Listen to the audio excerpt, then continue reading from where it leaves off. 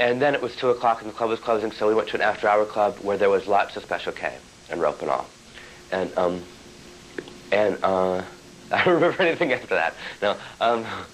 And then we went back to our hotel room really fucked up, and I was so fucked up that I drank all my methadone. And Gitsy says, and she tried to take it from me, but I wouldn't let her, and I drank it. And we got in a fight, and then the next day we made up because I don't remember the fight. And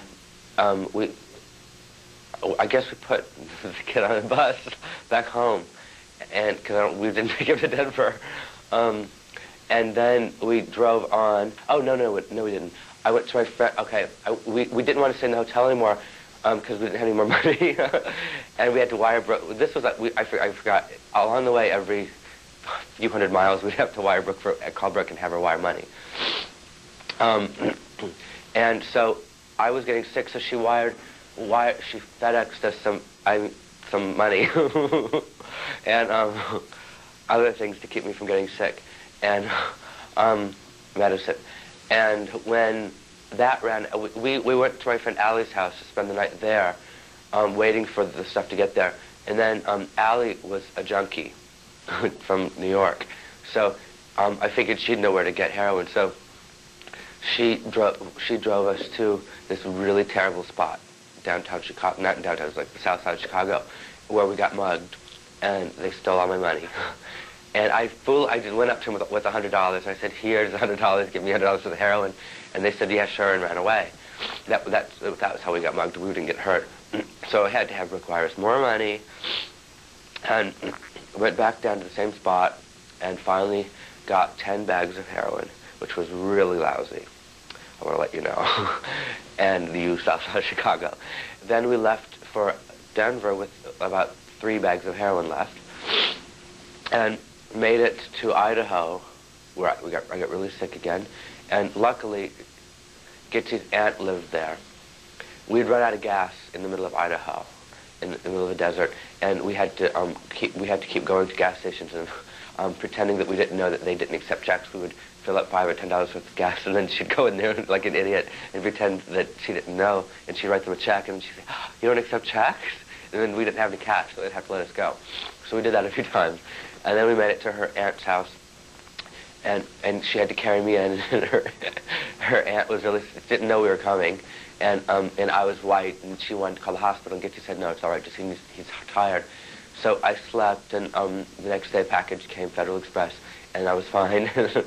And I walked out of the bedroom like nothing had happened.